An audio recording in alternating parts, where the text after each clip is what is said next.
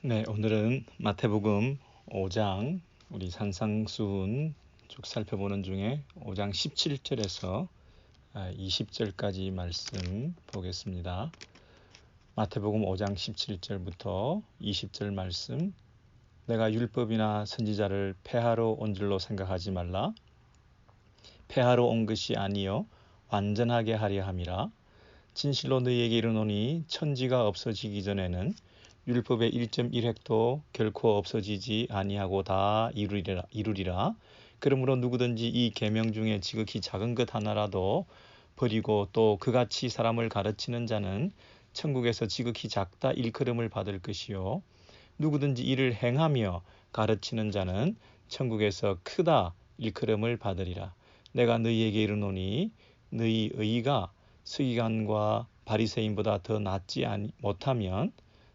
못하면 결코 천국에 들어가지 못하리라. 아멘.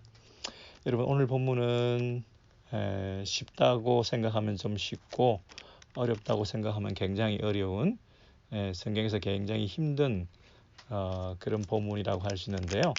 그래도 우리 기본적으로 이미 잘 알고 계실 터이니까 오늘 본문 17절부터 우리 한 절 한 절 성경 정독 한 절 한 절 읽어 나가시겠습니다. 자, 먼저 17절에 내가 율법이나 선지자를 폐하러 온 줄로 생각하지 말라 그랬습니다. 그렇다면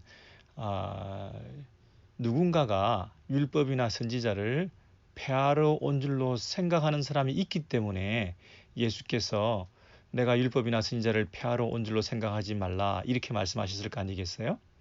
당시 사람들은 예수님의 사역과 가르침에 대해서 거부 반응을 보이고 저분이 분명히 율법 폐기론자다. 율법을 폐하러 온 사람이다. 율법과 선지자가 뭐죠?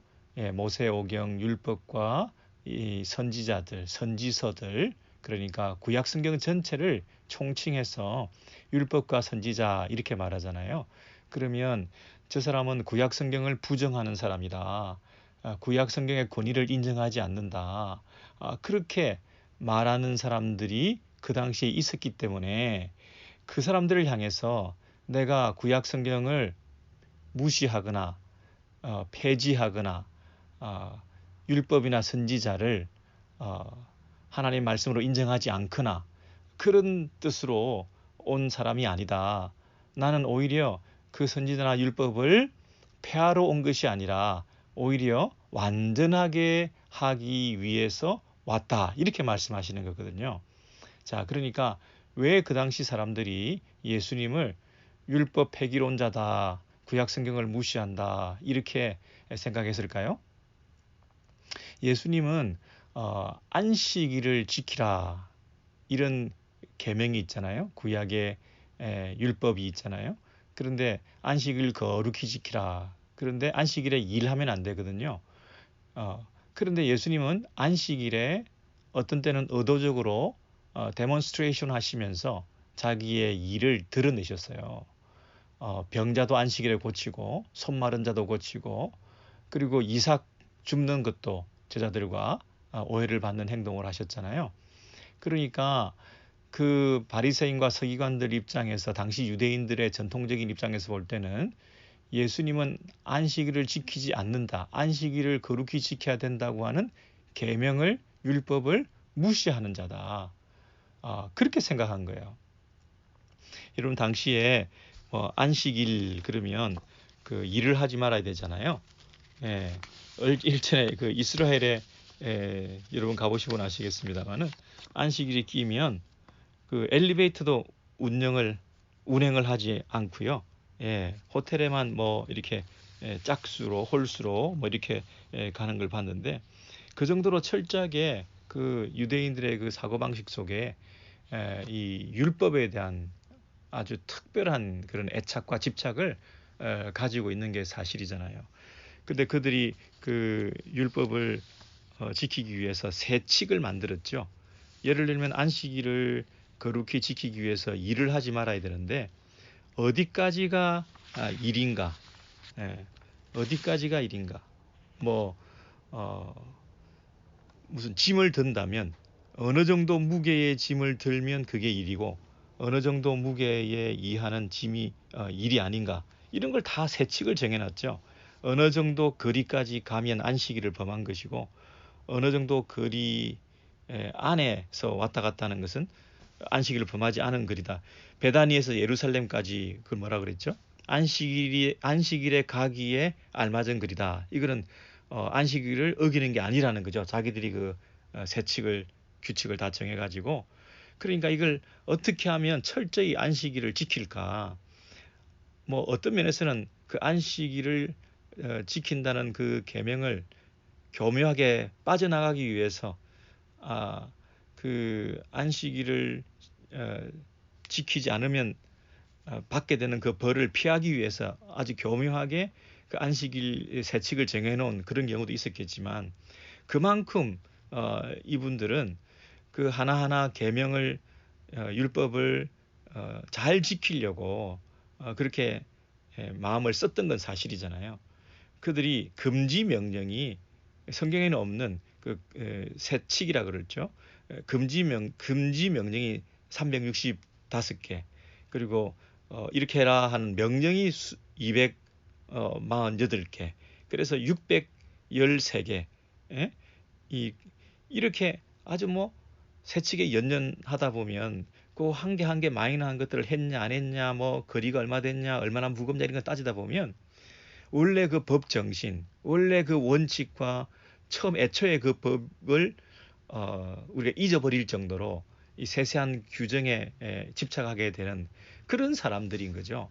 그런 사람들 입장에서 볼 때 예수께서 어떻게 그 안식일 자체를 지키지 않고 뭐 이방인들과 뭐 부정한 그런 만남도 하고 세리와 창기들과 어울려 식사도 하고 뭐 안식일에 병자 고치고 손 마른 자 고쳐주고 이런 일들이 계속 일어날 때에 그들은 어떻게 생각한다고요?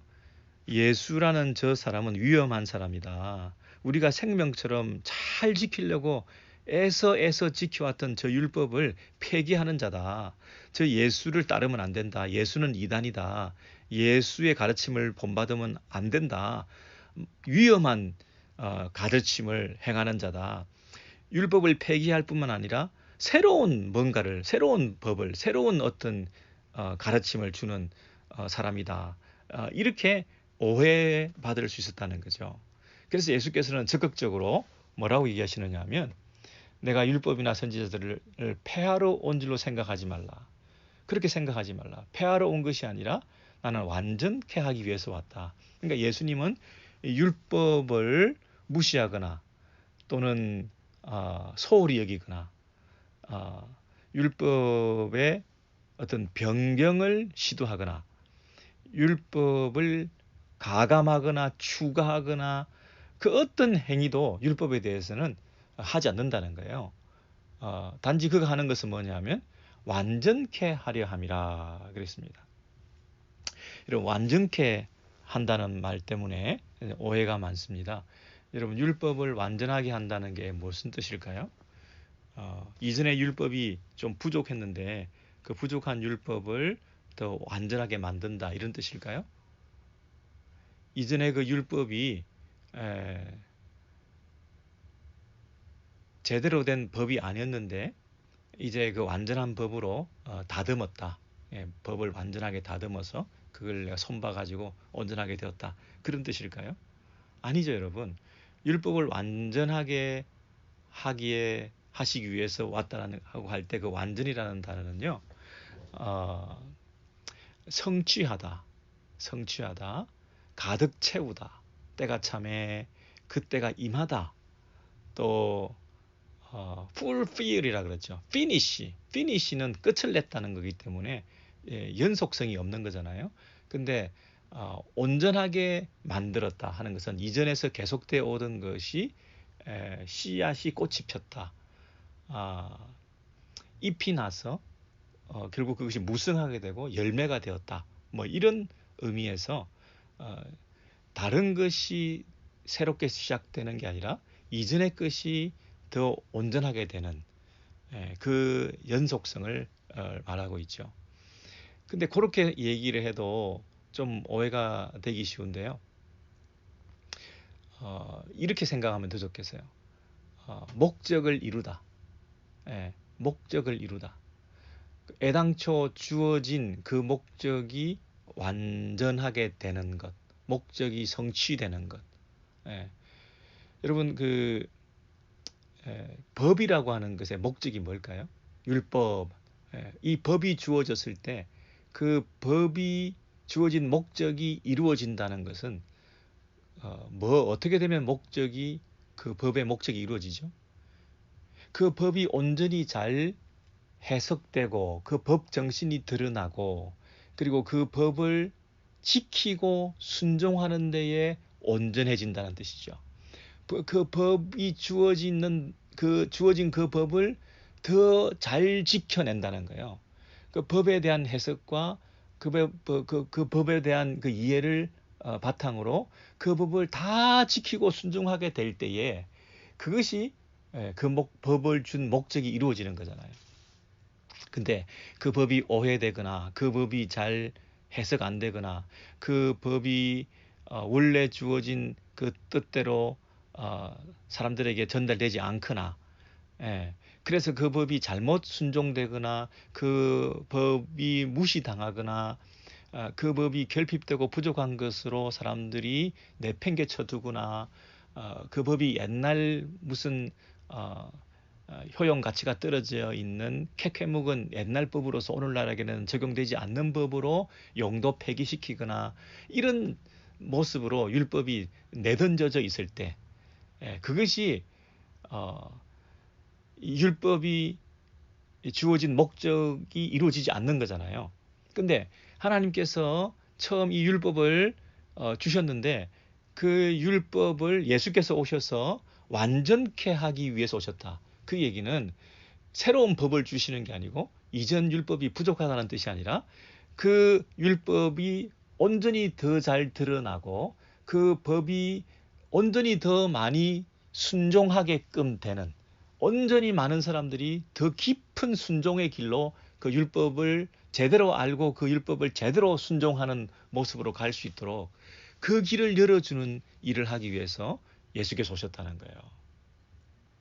이런 굉장히 중요한 이 가르침인데요. 여러분께서 늘 이렇게 생각하시면 좋겠어요. 율법을 완전하게 하려 함이라 할 때 완전이라는 말을 목적을 이루기 위해서 왔다. 그렇게 딱 정리를 하세요. 그리고 그 법의 목적은 완전한 순종에 있다. 그 법이 잘 드러나고 그 법의 정신대로 그 법을 온전히 지키는 자들이 많아진다. 그 법을 깊이 이해하고 깊이 지키게 되었다. 그것이 뭐냐면 율법을 온전하게 하기 위해서 오셨다. 그런 뜻이죠. 여러분 이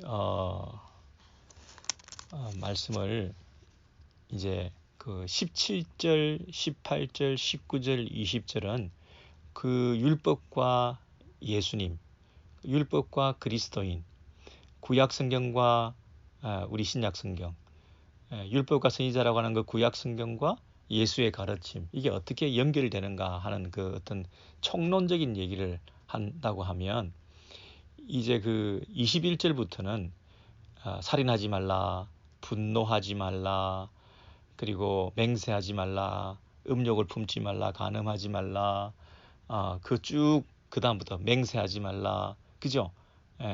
그 다음에 원수를 사랑하라, 뭐 이런 얘기가 쭉 나오잖아요. 그게 어디까지 계속되느냐 하면 48절까지 계속되는 거예요. 여러분 48절을 보셔요. 5장 48절에 그러므로 하늘에 계신 너희 아버지의 온전하심과 같이 너희도 온전하라. 여기 보세요. 난데없이 퍼펙트, 완벽해야 된다. 이런 말을 하고 있는데요. 이게 어떻게 가능한 일입니까? 우리가 어떻게 하나님 아버지처럼 거룩하고 완전한 삶을 살 수 있겠습니까? 물론 그게 불가능하죠. 할 수 없는 일이죠. 그러나 지금 그 5장 전체에 주어진 이 율법의 그 총론 그리고 이제 강론으로 살인하지 말라, 분노하지 말라, 맹세하지 말라, 원수를 사랑하라 이런 얘기를 쭉 주시면서 그 이전에 주셨던 그 율법을 재해석하고 강론적으로 그 각각의 법을 깊이 이해시켜서 그 깊이 이해된 제대로 해석된 그 법을 우리가 손에 들고 그것을 마음에 받아들여서 그 법을 성령의 능력으로 지키고 순종하는 그 삶이 온전한 순종으로 이어지고 더 완전한 그 법을 이해하고 해석되어서 그 법대로 살아가는 삶으로 재출발하게 되면 새 출발하게 되면 그것이 그 마지막 48절에 하늘에 계신 너희 아버지의 온전하신 것 같이 너희도 온전하라 이 말씀을 우리가 결론적으로 받을 수 있는 근거가 되는 거예요. 갑자기 하나님 아버지의 그 온전하신 같이 너희도 온전하라. 이 온전이라는 말과 아까 그 완전한이라는 말이 비슷한 말이거든요. 어떻게 우리가 완전하고 온전해질 수가 있어요? 완벽해질 수가 있어요? 못하죠. 그건 48절만 5장 48절만 딱 받으면 이거 말도 안 된다. 우리가 시험될 말씀이잖아요. 근데 48절에 그러므로 그랬잖아요. 그러므로가 뭐예요? 그 이전에 있는 강론적으로 각각의 그 법을 제대로 해석해서 그 법 정신을 온전히 드러내고 그 제대로 이해된 그 법을 우리에게 던져주시고 그리고 우리 안에는 뭐가 있어요? 그 법이 이제는 구약과는 다르게 마음에 새겨지고 그죠? 하나님께서 예레미야 선지자를 통해서 에스겔 선지자를 통해서 우리에게 마음에다가 그 법을 새겨주신다 그랬잖아요. 그 마음에 그 법을 새겨주시고 그 마음에 또 뭘 주셔요? 성령을 부어주셔서 이제 거듭난 사람들은 우리들은 누굽니까? 새 생명을 가진 사람들이죠. 새 생명을 가진 사람들은 성령을 받은 사람들이고 중생한 사람들이고 그리고 우리는 중생한 거듭난 자로서 성령을 받은 자로서 새로운 경향성을 가진 사람이죠. 새로운 마음에 품은 성품을 가지고 이제는 새로운 성향을 가진 하나님을 사랑하고 하나님의 법을 지키려고 하는 하나님의 자녀가 된 거죠. 그러니까 이제는 우리 안에 그 법이 있고 새로 해석된 법이 있고 그리고 성령의 능력이 우리 안에 주어졌고 그리고 우리 안에 새로운 성품이 창조되어서 새로운 경향성을 가지고 하나님을 사랑하게 되었고 하나님을 사랑하다 보니까 하나님이 주신 법을 지키려고 하는 디자이어가 생기고 육신의 소욕대로 살지 않고 성령의 소욕대로 살려고 하는 그런 마음들이 생기면서 이 법을 깊이 이해하고 이 법을 깊이 지켜나가고 이 법을 완전하게 순종해가는 예수께서 이 땅에 오셔서 이 율법을 폐하러 온 것이 아니라 완전하게 하기 위해서 오셨다 하는 말씀대로 이 법을 내가 온전하게 순종해가는 그런 사람으로 바뀌게 된 거죠. 그래서 혹자가 이 마태복음 5장의 이 산상수훈의 이 내용들을 보면서 말도 안 된다고 한쪽 뺨을 돌려대라고 뭐 이 음욕을 품는 자마다 어쩌고 뭐 원수까지 사랑해야 된다 어쩌고 미워하는 사람마다 살인한 자라고 하는 게 어쩌고 이러면서 여기 주어진 이 천국 시민의 윤리가 너무 고차원적이니까 이거 못한다. 이거 못한다. 예수님이나 이거 해라. 이렇게 함부로 말하는 사람들이 있잖아요. 근데 예수께서 뭐라고 하시냐면 이 법을, 이 율법을 제대로 해석해서 이 정신을 제대로 드러내고 그 법을 지킬 수 있도록 네가 온전히 순종할 수 있도록 하게 하기 위해서 내가 왔다. 너에게는 마음에 새겨진 법이 있고 제대로 해석된 율법의 정신이 너의 마음을 사로잡고 있고 그리고 너 안에는 새로운 성품이 있고 새로운 경향성이 있고 너는 하나님의 자녀가 되었고 그래서 하나님 아버지를 사랑하게 되었고 그래서 그 하나님의 사랑을 받은 자로서 하나님이 주신 그 법을 사랑하게 되었고 사랑은 계명을 지키는 거니까 계명을 지켜야 사랑하는 자니까 사랑한다면 반드시 계명을 지키는 자니까 그래서 사랑의 화신이라고 했던 사랑의 사도 요한도 사랑이라는 것으로 모든 게 끝난 게 아니라 정말 사랑하면 계명을 지키고 율법을 준수하는 것이라고 했던 그 정신을 이어받아 우리도 이 율법을 무시하는 게 아니라 거듭난 자로서 이제 구원받았으니 믿음으로 구원받고 은혜의 교리에 들어와서 더 이상 이제는 구약이니 율법이니 이런 것 없이 이제는 은혜의 시대에, 사랑의 시대에 우리가 들어왔기 때문에 더 이상 은혜로 믿음으로만 구원받았으니까 이제 행위로 구원받는 일은 없고 율법을 지키는 일은 하지 않아도 된다고 율법을 폐기 처분하는 게 아니라, 여러분 새로운 신약 시대에 은혜로 구원받고 믿음으로 구원받은 자녀들은 이제 하나님의 자녀가 되고 새 성품을 가지게 됐고 내 안에 중생했고 거듭났으니까 이제 하나님의 자녀로서 하나님의 그 뜨거운 마음, 하나님이 우리를 향하여 주신 그 계명, 여기에 목숨 걸고 그것을 지키고 순종하게끔 된다는 거예요. 이전보다는 더 다른 완전한 순종의 길로 나아간다는 거죠. 옛날에는 아버지, 부모님, 고리타분한 가르침, 그들이 전해주는 뭐 말씀, 교훈 이런 거에 대해서 듣기 싫어하고 사춘기 때는 그냥 아버지 잔소리, 어머니 맨날 하는 말씀 그렇게 생각했는데 이제 철이 들고 진짜 아버지를 사랑하게 되고 늦게라도 철들어서 그 어머니의 애틋한 마음을 알게 되고 자기들이 자식 키워보면서 그 부모님들의 그 잔소리가 오히려 그립고 그 부모님들이 옛날에 쪽지에 써줬던 메시지를 책갈피에서 발견하고 어머니께서 읽으시던 그 성경을 손에 쥐고 눈물을 뿌리면서 어머니가 사랑했던 이 말씀, 아버님이 주셨던 그 교훈의 말씀, 그런 것들을 다시 새기면서 새록새록 그 아버지의 사랑을 느끼면서 그 아버지가 남겨주신 유언의 말씀을 우리가 더 깊이 사랑하고 더 순종하는 마음으로 활짝 열려서 이제 억지로가 아니라 하기 싫은 것 흉내내는 게 아니라 하는 척하는 게 아니라 내 마음 진심으로부터 마음 깊은 마음 바닥에서부터 그 아버지를 사랑하고 그 아버지를 말씀을 지키고 그 아버지의 남기신 그 유언을 따라 내가 살려고 하는 그 뜨거운 눈물이 있는 순종의 길을 걸어가는 그 길을 우리가 가게 되었다는 거예요.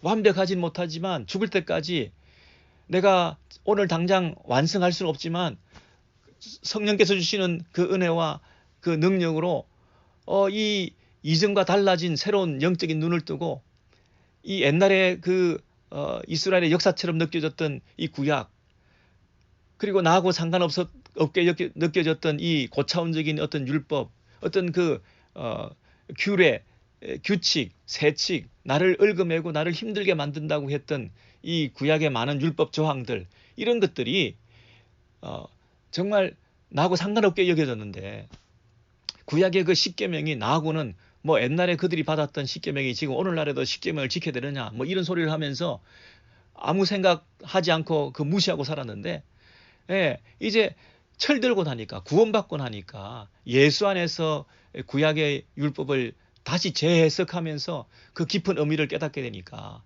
이제 그것을 안 지키고는 견딜 수 없는 거예요. 이것을 사랑하지 않고는, 사랑하니까 그 계명을 지키지 않고는 견딜 수 없는, 그 율법을 더 뜨겁게 사랑하는, 율법의 완성이 사랑이라고 하는, 그래서 정말 사랑하니까 그 사랑의 표현으로, 구체적인 실천으로 정말 사랑하니까 그 사랑하는 그 사랑을 표현하기 위해서 이 율법을 하나하나 구체적으로 실천하면서 그 사랑을 실천하는 거죠. 율법을 지키는 것과 사랑이 완성되는 게 별개의 것이 아니라는 것을 내가 알게 된 거죠. 여러분, 율법은 어디로부터 왔죠? 하나님이 주신 거죠. 하나님은 선하시죠. 하나님은 선하시고 하나님은 영원하시고 하나님은 완전하시죠. 그러므로 하나님께로부터 나온 율법도 완전한 율법이요, 영원한 율법이요, 이 율법이 가지고 있는 것은 선한 것이죠. 그렇죠? 그러므로 이 율법은 없어질 수 있나요? 아니에요. 영원한 것이에요. 율법은 불완전한 건가요? 하나님이 완전하신데 완전하신 하나님으로부터 나온 가장 완벽한 율법이죠. 영원한 율법, 율법의 영원성, 율법의 완전성. 그러므로 이 율법은 폐기될 수 없는 거죠. 그러나 단지 오해되고 오용되고 남용되고 사람들이 함부로 율법을 자기 이익을 위해서 쓰고 그랬던 그 모든 과거의 잘못된 해석과 잘못된 적용과 순종에 대해서 예수께서 오셔서 내가 너에게 이르노니 권위를 가지고 말씀하시면서 이 법을 제정하신 그분이 제정자답게 법을 만드신 분이 제일 그 법을 잘 아시기 때문에 처음 내가 이 법을 만들 때는 내가 이런 뜻으로 만든 것이다. 살인하지 말라, 사람 죽이지 말라, 사람만 안 죽이면 다 의롭다는 뜻이 아니다. 사람을 죽이는 그 마음에 미움이 있는 것 아니냐. 그 미움에서부터 잉태되어 함부로 말하는 언어의 폭력과 분노와 그리고 행위로서 남을 해롭게 하는 일까지 표현되어질 때 정작 살인하지 말라는 그 계명의 법의 원래 정신은 사람을 미워하면 안 된다는 뜻이다.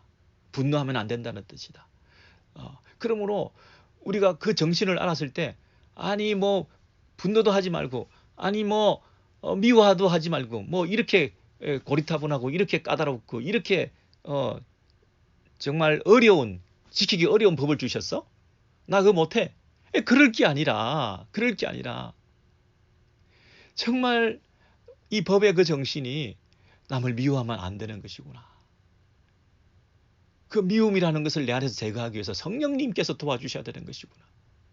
마음에 새긴 그 법을 성령께서 도와주셔서 내 안에 있는 그 미움을 제거하고 사랑의 마음으로 그렇게 마음을 가꾸어가는 장식해가는 이 내면의 장식, 내면의 단장 이것이 성령께서 우리에게 지금 하시고자 하는 마땅한 성도들을 향한 당연한 그 하나님의 역사가 아니겠어요? 성령의 사역이 아니시겠어요?